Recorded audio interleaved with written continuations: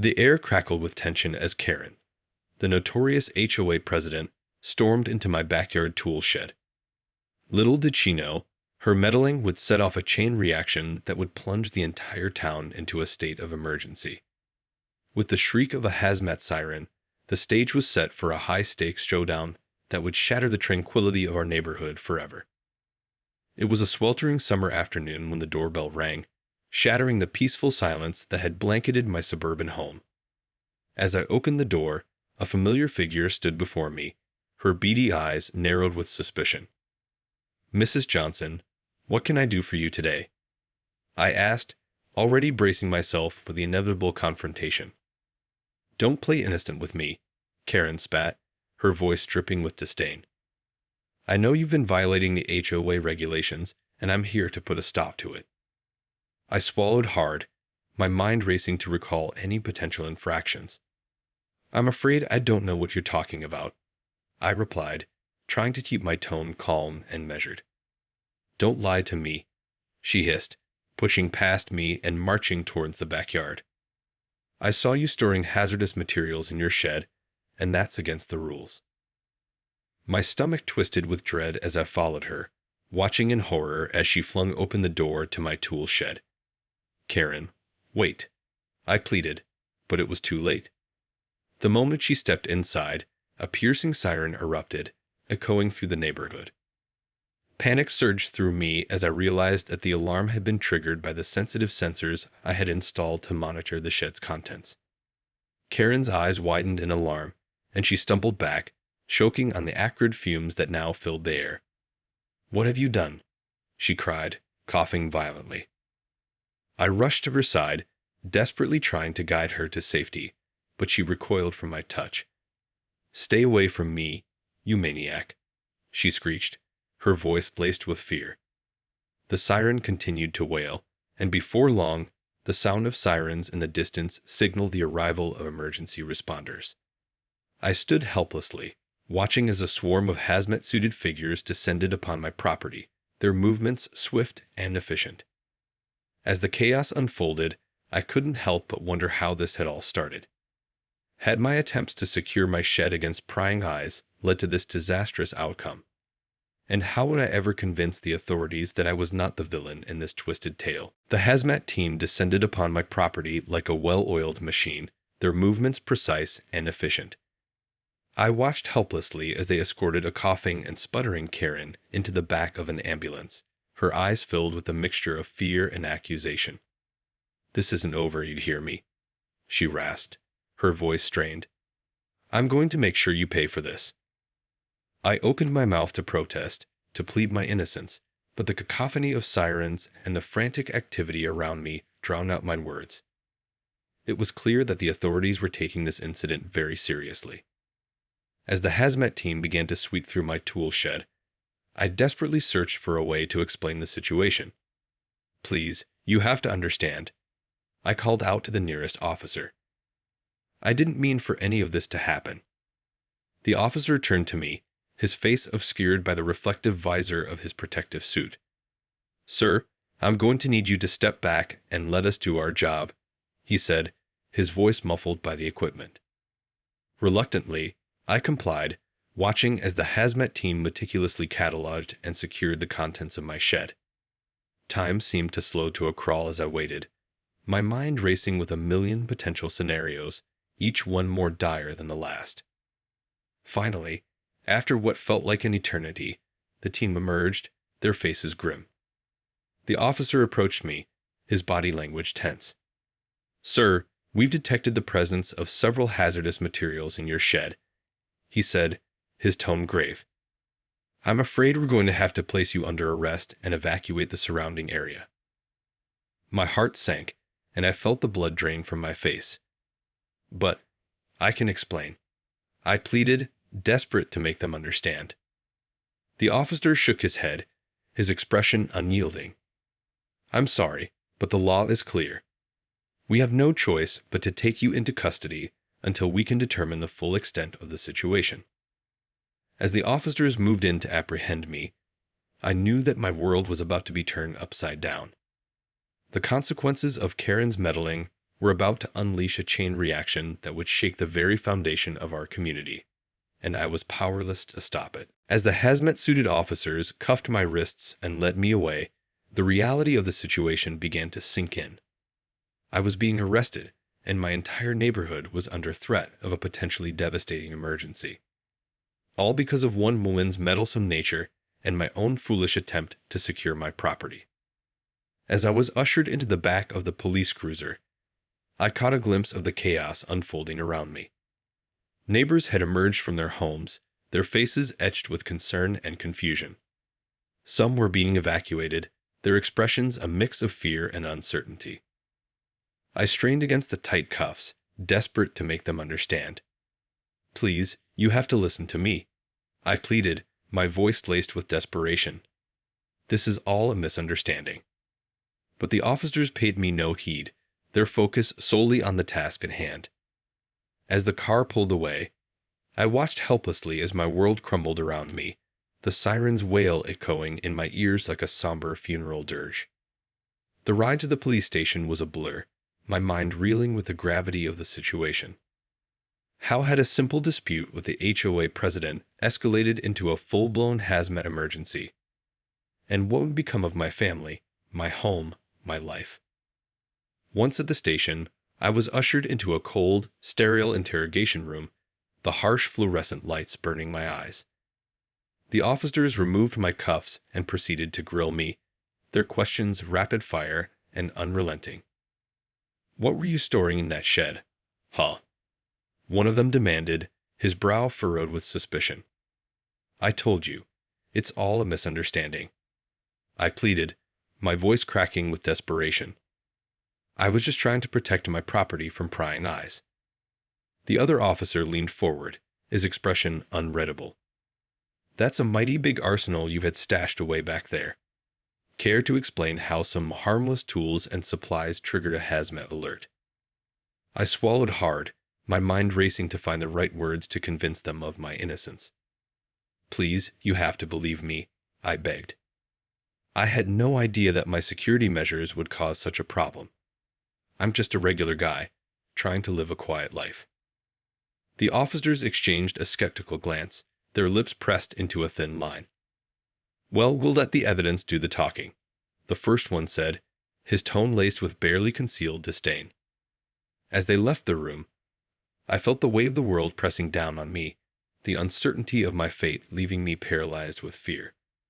All I could do was wait and pray that the truth would somehow find a way to set me free. Time seemed to crawl as I sat alone in the interrogation room, the ticking of the clock echoing like the ominous drumbeat of my impending doom.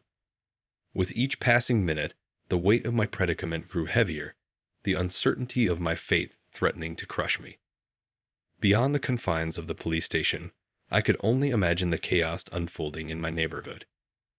The hazmat team had taken control, and my home, my sanctuary, had been seized and cordoned off. What had become of my family? Were they safe, or had they, too, been swept up in the maelstrom of this unfolding disaster? The door to the interrogation room suddenly swung open, startling me from my grim thoughts.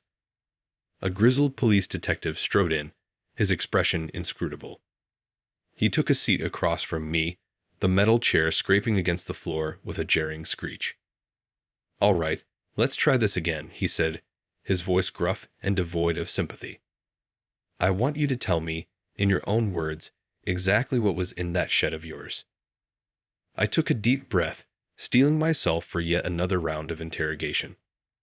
"I've already told you, it was just a storage shed," I replied, trying to keep my voice steady.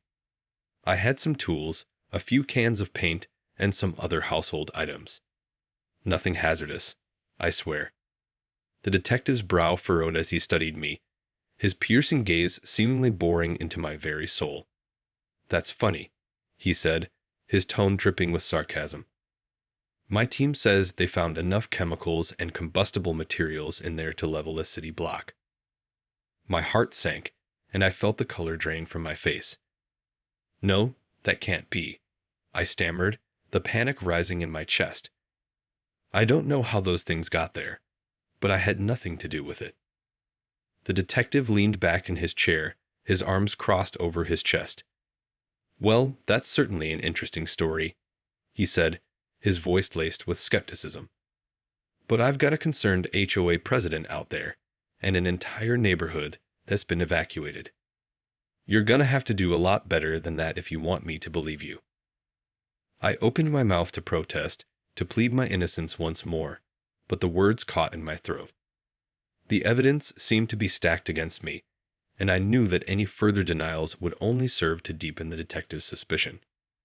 As the silence stretched on, the detective's expression hardened. "You know, I've got a feeling this is just the tip of the iceberg," he said, a hint of a smile playing at the corners of his mouth. "And I can't wait to see what else we uncover." With those ominous words, he rose from his seat and strode towards the door, leaving me alone once more with the weight of my uncertain fate. The hours ticked by in agonizing silence, the echoes of the detective's parting words haunting my every thought. What else could they possibly uncover in my humble tool shed? And how could I convince them of my innocence when the evidence seemed to be stacked so heavily against me? As I sat alone in the sterile interrogation room, my mind raced with a swirling torrent of emotions. Fear, anger, and a deep sense of helplessness all vied for dominance, leaving me feeling utterly adrift and disconnected from the world beyond these four walls. The sound of the door creaking open once more jolted me from my introspection, and I looked up to see a familiar face. My wife, her eyes red-rimmed and her expression one of sheer panic. "Oh, thank God, they let me see you," she cried, rushing to my side and enveloping me in a desperate embrace. "I've been so worried, I didn't know what to think." I held her close, drawing strength from her familiar warmth as I struggled to find the words to reassure her. "Honey, I'm so sorry you're caught up in all of this," I murmured, my voice thick with emotion. "I swear to you, I had no idea that anything like this could happen." She pulled back, her brow furrowed with concern. "What's going on, darling?" "The police came to the house and said there was some kind of emergency, and then they wouldn't let me leave. I've been going out of my mind with worry." I squeezed her hand, my heart aching at the thought of the torment she must have endured. "It's a long story," I sighed, "but it all started with that meddlesome HOA president, Karen, and her accusations about my tool shed." Her eyes widened with understanding, and she shook her head in disbelief. "Oh no, please don't tell me she's the one who caused all this," she said, her voice tinged with a mixture of frustration and concern. I nodded solemnly, my grip on her hand tightening. "I'm afraid so, my love," I replied, my gaze downcast. "And now the police seem to think I'm some kind of criminal mastermind, with enough hazardous materials in my shed to level the entire neighborhood." She drew in a shaky breath, her eyes brimming with unshed tears. "But that's absurd. You would never do anything like that, I know it," she exclaimed, her voice laced with a fierce determination. I mustered a weak smile, drawing strength from her unwavering belief in me. "I know, darling, and I'm going to do everything in my power to prove it," I said, my resolve hardening. "But first, I need to know that you and the kids are safe. Where are they?" Her expression darkened, and she averted her gaze. "They evacuated us, along with the rest of the neighborhood," she said, her voice laced with worry. "I don't know where they took them, but I promise I'll find them as soon as I can." I felt a surge of relief mixed with a deep sense of dread. While I was relieved to know that my family was safe, the thought of them being scattered and displaced by this crisis only served to fuel my determination to clear my name and put an end to this nightmare. As the door opened once more, signaling the end of our brief reunion, I squeezed my wife's hand one last time. "Don't worry, my love," I said, my voice filled with conviction. "I'm going to get to the bottom of this, no matter what it takes." With those words, I steeled myself for the next round of interrogation, knowing that the future of my family and my very freedom hung in the balance. As the door to the interrogation room swung open once more, I braced myself for the onslaught of questions that was sure to come. This time, however, The figure that entered was not the grizzled detective, but rather a sleek-looking attorney, her expression cool and calculated. "Mr. Johnson, my name is Samantha Weston, and I've been retained to represent you in this matter," she said, her voice smooth and measured as she took a seat across from me. I blinked in surprise, momentarily taken aback by this unexpected development. "Represent me?" I echoed, my voice tinged with a mixture of hope and skepticism. "But how did you—" She raised a hand, silencing me with a subtle gesture. "Your wife contacted me as soon as she was able to, and I've been working tirelessly to unravel this situation," she explained, her gaze unwavering. "Now, I need you to tell me everything, from the very beginning." I nodded, my mind racing as I recounted the events that had led to this chaotic predicament: the ongoing feud with Karen, the installation of the security measures in my tool shed, and the disastrous confrontation that had set off the hazmat alarm. As I spoke, Samantha listened intently, her fingers tapping a steady rhythm on the tabletop. When I had finished, she leaned back in her chair, her expression pensive. "Well, it's certainly a tangled web you found yourself caught in, Mr. Johnson," she mused, her brow furrowing slightly. "But I believe we have a path forward." I felt a glimmer of hope flicker to life within me. "You do?" I asked, my voice laced with a desperate optimism. Samantha nodded, a faint smile tugging at the corners of her lips. "Yes, but it's going to require some creative maneuvering on our part," she said, her tone businesslike. "You see, the key to getting you out of this mess lies in exposing the true nature of the materials in your shed." I leaned forward, my heart pounding with anticipation. "What do you mean?" I asked, my voice barely above a whisper. "Well, the hazmat team may have uncovered a cache of chemicals and other potentially hazardous items in your shed," she explained, her gaze unwavering. "But I have reason to believe that they weren't nearly as dangerous as they've been made out to be." I felt a surge of relief and confusion wash over me. "But how can you be sure?" I pressed, my mind racing with the implications of her words. Samantha's lips curled into a knowing smile. "Let's just say I have a few tricks up my sleeve," she said, her tone cryptic. "And if we play our cards right, we might just be able to turn this whole situation on its head." I felt a renewed sense of hope blossoming within me as I watched Samantha rise from her chair, her confident stride exuding a sense of certainty that I desperately needed in that moment. "Get some rest, Mr. Johnson," she said, her voice barely above a whisper. "Tomorrow, we'll begin the fight to clear your name." With that, she was gone, leaving me alone once more with a glimmer of hope in my heart and a determination to see this through, no matter the cost. The night dragged on, the silence of the interrogation room punctuated only by the occasional creak of the door or the distant hum of activity beyond its walls. My mind raced with a whirlwind of thoughts, each one more unsettling than the last. What could Samantha, my newly appointed attorney, possibly have up her sleeve? And how could she be so certain that the materials found in my tool shed were not as dangerous as the authorities had claimed? The very uncertainty of it all was enough to drive me to the brink of madness. As the first glimmers of dawn began to filter through the grimy windows, the door swung open once more, and in strode the grizzled detective, his expression grim. "Well, well, look who's got themselves a fancy lawyer," he growled, his eyes narrowing with a mixture of disdain and curiosity. I straightened in my chair, steeling myself for the onslaught of questions that was sure to come. "Detective, I can assure you that I had nothing to do with whatever was found in my shed," I said, my voice laced with a newfound determination. The detective let out a harsh laugh, shaking his head in disbelief. "That's a mighty bold claim, considering the evidence we'd gathered," he retorted, his arms crossed over his broad chest. I swallowed hard, my palms sweating with nervousness. "But you have to understand, I'm just a regular guy," I pleaded. "I would never do anything to put my family or my community at risk." The detective's expression hardened, and he leaned forward, his eyes boring into mine. That's not what it looks like from where I'm standing, he growled. We've got enough chemical compounds in that shed of yours to make a whole army of terrorists pretty happy. I felt my heart race, the weight of his words bearing down on me like a physical force. I don't know how those things got there, I insisted, my voice trembling with desperation.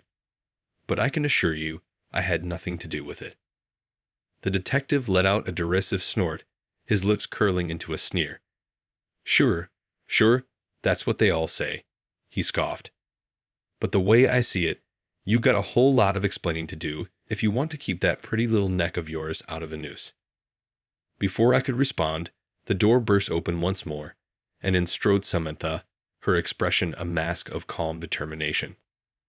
Detective, I believe we have some important matters to discuss, she said, her voice measured and diplomatic. The detective eyed her warily, his brow furrowed with suspicion. And what exactly would those be? He growled, his tone laced with a thinly veiled challenge. Samantha's lips curled into a faint smile, and she produced a thick file from her briefcase. Well, for starters, I have some information that might just turn this case on its head, she said, her voice dripping with confidence. As the detective and I both leaned in, drawn by the promise of a potential breakthrough, I felt a sliver of hope take root in my heart. Perhaps, just maybe, Samantha had discovered a way to unravel the web of lies and deceit that threatened to consume me. Samantha's words hung in the air, thick with the promise of a revelation that could turn the tide in my favor. The detective eyed her warily, his expression a mixture of skepticism and intrigue. All right, counselor, I'll bite, he said, settling back into his chair. What do you got? Samantha's lips curled into a faint smile as she opened the file and began to carefully extract a series of documents. You see, detective, the materials found in my client's tool shed are not nearly as dangerous as you've been led to believe, she began, her tone measured and authoritative.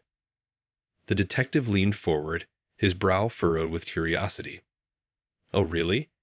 And how do you figure that? He challenged, his voice dripping with sarcasm. Undeterred, Samantha slid a series of lab reports across the table. These independent analyses reveal that the majority of the so-called hazardous substances were, in fact, common household items. Paint thinners, adhesives, and the like, she explained, her gaze unwavering.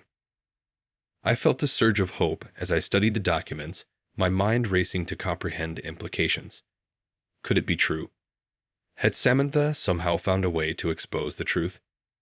The detective's brow furrowed as he, too, pored over the reports, his expression shifting from skepticism to begrudging acceptance.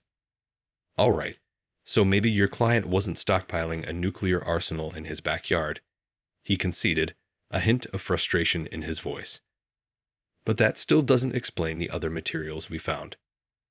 Samantha nodded, unfazed by the detective's persistence. Ah, yes, the more concerning items, she said, her tone almost playful. You see, those were simply part of my client's hobby. He's an avid tinkerer, and those materials were for his personal projects. The detective's eyes narrowed, his suspicion once again evident. Projects, ha! And what kind of projects would require that kind of setup? He pressed, his fingers drumming on the tabletop. Samantha leaned back in her chair, a faint smile playing at the corners of her lips. Nothing nefarious, I can assure you, she said, her voice calm and confident. My client is merely a man with a passion for engineering and a penchant for security. He was simply trying to protect his property from prying eyes, nothing more. The detective's gaze shifted to me, his expression unreadable. So, you're telling me this whole mess was just a big misunderstanding? He asked, his tone reluctant. I nodded, my heart pounding in my chest. Yes, detective, that's exactly what I'm telling you. I replied, my voice steady and resolute. I had no intention of causing any harm. I was simply trying to safeguard my home and my family. The detective let out a heavy sigh, his shoulders slumping slightly. Well, I'll be damned, he muttered, shaking his head in disbelief. Guess we got a little carried away with this one, didn't we? Samantha offered a gracious smile, her eyes sparkling with triumph. It's a common occurrence, I'm afraid, she said, her tone diplomatic. But the important thing is that we've been able to clear up this misunderstanding and restore a sense of normalcy to the community. As the detective nodded in reluctant agreement, I felt a wave of relief wash over me, my body sagging with the release of the tension that had gripped me for so long. It was over. The nightmare had finally come to an end. With my family safe and my name cleared, I knew that the road ahead would not be an easy one. But as I stepped out into the sunlight, I couldn't help but feel a renewed sense of hope and determination. After all, if I could survive the chaos of a hazmat crisis, I could surely face whatever the future had in store.